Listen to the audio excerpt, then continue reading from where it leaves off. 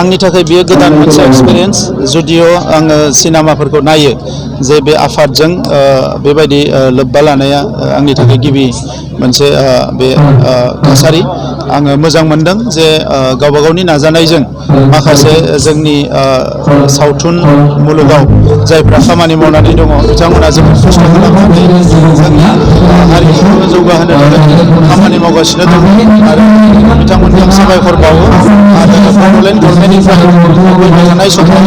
जोंनि कालचारखौ जौगाहोनो थाखाय